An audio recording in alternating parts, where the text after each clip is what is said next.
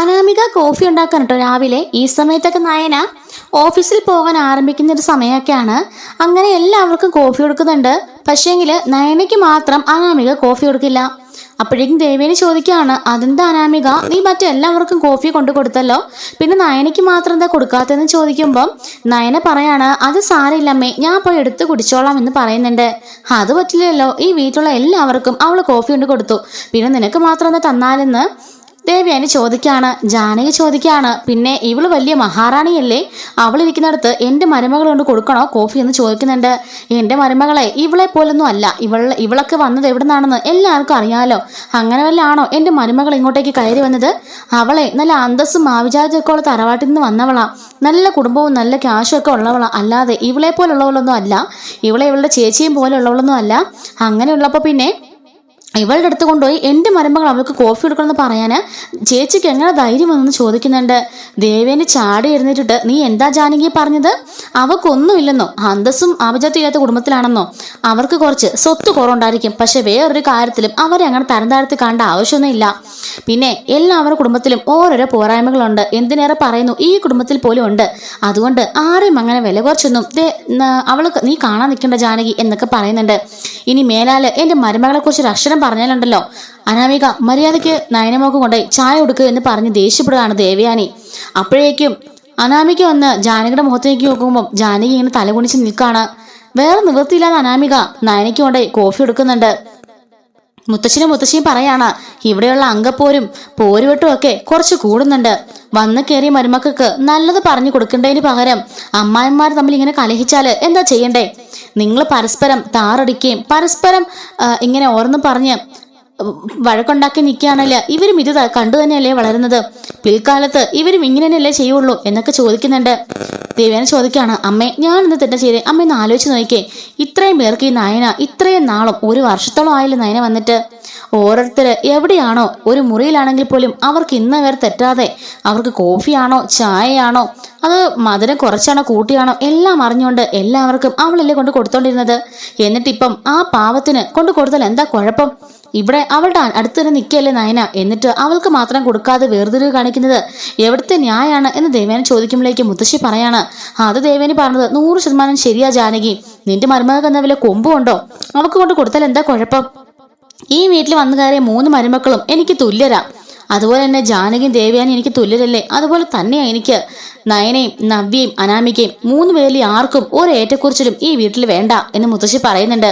3 പേരും ഈ വീട്ടില് ഒരുപോലെ മതി, ആർക്കും മുൻതൂക്കവും ആർക്കും താഴ്ത്തൂക്കവും ഒന്നും വേണ്ട. അപ്പോഴേക്കും മുത്തശ്ശൻ പറയാണ്, അത് തന്നെയാ എനിക്കും പറയാനുള്ളത്. ഈ വീടിന്റെ കാരണവരായിട്ട് ഞാനുടെ ജീവനുള്ളിടത്തോളം കാലം ഞാൻ അതിന് സമ്മതിക്കില്ല. എൻ്റെ നയനമോളെ നോവിക്കാനോ അവളെ വേദനിപ്പിക്കാനോ ആരും ശ്രമിക്കുകയും വേണ്ട, അതൊന്നും ഇവിടെ നടക്കാൻ പോകുന്നില്ല എന്നൊക്കെ പറയുമ്പോഴേക്കും അനാമിക ഒന്ന് പേടിക്കുന്നുണ്ട് കേട്ടോ. കാരണം മുത്തച്ഛനും മുത്തശ്ശിയും ദേവേനിയും ബാക്കി എല്ലാവരും നയനയ്ക്ക് സൈഡ് പിടിക്കുന്നുണ്ടല്ലോ. അതുകൊണ്ട് തന്നെ ഇവരൊക്കെ മിണ്ടിയപ്പോൾ ജാനകി തലയും താഴ്ത്തി നിൽക്കുകയാണല്ലോ. അതുകൊണ്ട് തന്നെ അനാമിക ഓർക്കാണ്, ഈശ്വര ഇവർക്കിവിടെ യാതൊരു റോളുമില്ലെന്ന് തോന്നിയെന്നൊക്കെ മനസ്സിലാലോചിക്കുന്നുണ്ട്. മുത്തശ്ശൻ പറയുന്നുണ്ട്, നയന ഇത്രയും കാലം ചെയ്തുകൊണ്ടിരുന്ന ജോലികള് ഞാൻ ചെയ്തോളാമെന്ന് വലിയ കാര്യത്തിൽ ഏറ്റതല്ലേ അമ്മായിമ്മ മരുമകളും ജാനകിയോടും അനാമികയോടും ആണ് കേട്ടോ.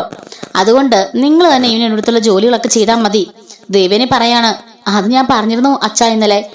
നയനയോട് ദേഷ്യം കാണിച്ച് നയനെ അടുക്കള കയറ്റാതിരിക്കാൻ വേണ്ടി 2 പേരും അവർ സ്വന്തമായിട്ട് പാചകം ചെയ്തോളാന്നാ പറഞ്ഞത്. അതുകൊണ്ട് നയനമോള് ചെയ്യുന്ന പണിയെല്ലാം ഇനി അനാമികയും ജാനകിയും കൂടെ ചെയ്യട്ടെ എന്ന് അവർ പറയുന്നുണ്ട്. അങ്ങനെ അനാമിക ആകെപ്പാടെ പെട്ടുപോയ അവസ്ഥയിൽ നിൽക്കുകയാണ്. ഈ സമയം മുത്തശ്ശൻ പറയുന്നുണ്ട്, പിന്നെ ജാനകിയുടെ ഒരു കാര്യം, കുടുംബത്തെക്കുറിച്ചും അന്തസ്സിനെ കുറിച്ചും പൈസയെക്കുറിച്ചും ഒന്നും ഇവിടെ ആരുടെ സംസാരം വേണ്ട. ഈ അനന്തമൂർത്തിയുടെ വീട്ടിലേക്ക് വന്ന് കയറിയവരെല്ലാവരും ഒരേ അന്തസ്സും ഒരേ സാമ്പത്തികവും ഒരേ തറവാടത്തുള്ളവർ തന്നെയാ. എല്ലാ മരുമക്കൾക്കും ഞാൻ ഒരേ സ്ഥാനമേ കൊടുത്തിട്ടുള്ളൂ, അതുപോലെ തന്നെ ആയിരിക്കണം കൊച്ചുമക്കൾക്കും. ഇനി മേലാൽ ആരുടെയെങ്കിലും വായി നിന്ന് നയനെ കുറിച്ചോ നവീനെ കുറിച്ചോ ഇങ്ങനത്തെ ഒരു വാക്കുണ്ടായാൽ പിന്നെ ഈ മൂർത്തിനെ ആയിരിക്കില്ല നിങ്ങൾ കാണാൻ പോകുന്നത്. ആ നിമിഷം അവരിടുന്ന് പടിയിറങ്ങേണ്ട അവസ്ഥ ഉണ്ടാവും എന്നൊക്കെ പറഞ്ഞിട്ട് മുത്തച്ഛനകത്തേക്ക് ദേഷ്യപ്പെട്ട് കയറിപ്പോകുന്നുണ്ട്. ഇതൊക്കെ കേൾക്കുമ്പോഴേക്കും ജാനകി ഒന്ന് പേടിച്ച് നിൽക്കുകയാണ്. അപ്പോഴേക്കും ദേവേനി പറയുന്നുണ്ട്, എന്താ ജാനകി നിനക്ക് മതിയായില്ലേ? ഇനിയും ആരെക്കുറിച്ചും ഇമാതിരി മോശമായ വർത്തമാനം പറയാൻ നീ ശ്രമിക്കണ്ട. അതും എൻ്റെ മരുമകളെ കുറിച്ച് പറയാൻ നിനക്ക് യാതൊരു അവകാശവും ഇല്ല. പിന്നെ എൻ്റെ മരുമകളുടെ ചേച്ചിയാണ് നവ്യ, അവളെ കുറിച്ച് നീ പറഞ്ഞ കാര്യമില്ല. ജലജയ്ക്ക് അത് കുഴപ്പമില്ലായിരിക്കും, കാരണം അവളുടെ മരുമകളെ കുറ്റം പറഞ്ഞ് കേട്ടോണ്ട് നിൽക്കാൻ അവൾക്ക് നല്ല രസമായിരിക്കും. പക്ഷെ എനിക്ക് അങ്ങനല്ല. ഈ വീട്ടിൽ വന്ന് കയറിയ അനാമികയാണെങ്കിലും നവ്യാണെങ്കിലും നയനയാണെങ്കിലും ഒരുപോലെ ഉള്ളൂ. അല്ലാതെ നിന്റെ മരുമകൾക്ക് മാത്രം കൊമ്പൊന്നുമില്ല. അത് നിന്റെ മരുമകളോടൊന്ന് പറഞ്ഞ് മനസ്സിലാക്കി വെച്ചേരെ എന്നും പറഞ്ഞിട്ട് ദേഷ്യപ്പെട്ട് ദേവേനി അകത്തേക്ക് കയറി പോവാണ്.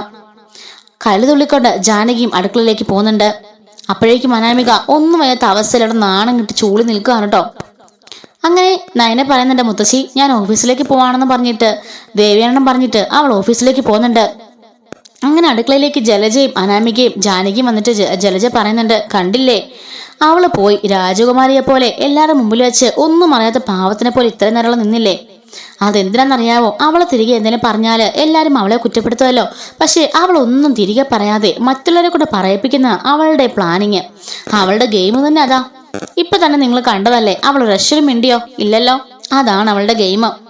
അവളെ നല്ല ബുദ്ധിശാലിയാ. അവളുടെ ചേച്ചിയാണെങ്കിലോ നല്ല സൂത്രശാലിയാ.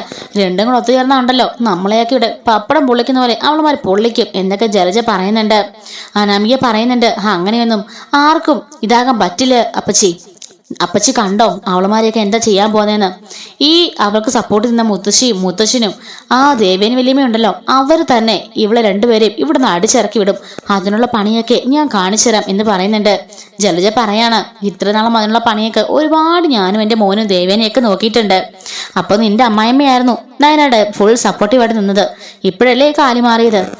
അന്ന് പോലും നടന്നിട്ടില്ല, പിന്നെയാണോ ഒരു നരന്ത് കൊച്ച് എന്ന് ചോദിക്കുമ്പോഴേക്കും ബുദ്ധി ഉണ്ടായാൽ മതി അപ്പച്ചി, ആരെയും എവിടുന്ന് പടിയിറക്കി വിടാൻ നമുക്ക് ഈസി ആയിട്ട് സാധിക്കും എന്ന് അനാമിക പറയുന്നുണ്ട്. അപ്പച്ചി കണ്ടോ അവളെയും അവിടുന്ന് അടിച്ചിറക്കും.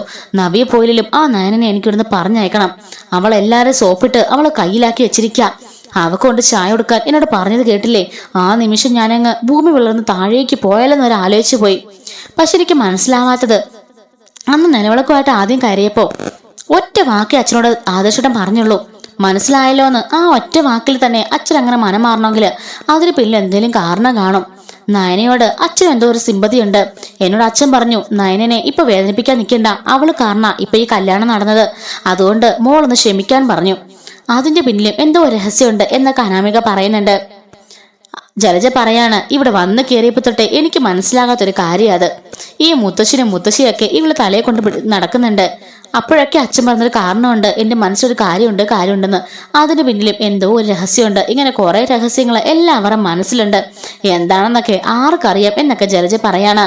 അപ്പോഴേക്കും ജാനകി, ഇതൊക്കെ അറിഞ്ഞ ജലജ എന്ന് പറയുമ്പോൾ, ഞാനെന്തിനാ ഇതൊക്കെ കേൾക്കുന്നേ? നിങ്ങൾ രണ്ടൊരു ലേറ്റ് ആക്കുന്നേ, എന്നെ വെറുതെ ഇട്ടിരുന്ന് പറയുമ്പോൾ, അപ്പച്ചി പ്ലീസ് അപ്പച്ചി, നമ്മൾ ഇവിടെ നിന്ന് ഒരുമിച്ച് നിന്നാലേ നമുക്ക് എന്തെങ്കിലുമൊക്കെ നേരിടാൻ സാധിക്കുള്ളൂ. അതുകൊണ്ട് അപ്പച്ചി ഇവിടെ നിന്നാൽ മാത്രമേ നമുക്ക് എന്തെങ്കിലുമൊക്കെ കാര്യങ്ങൾ പ്ലാൻ ചെയ്ത് അവളെ ഇവിടുന്ന് പുറത്തിറക്കാൻ സാധിക്കുള്ളൂ. അതുകൊണ്ട് അപ്പച്ചി ഇറങ്ങി പോവല്ലേ എന്ന് പറയുന്നുണ്ട്.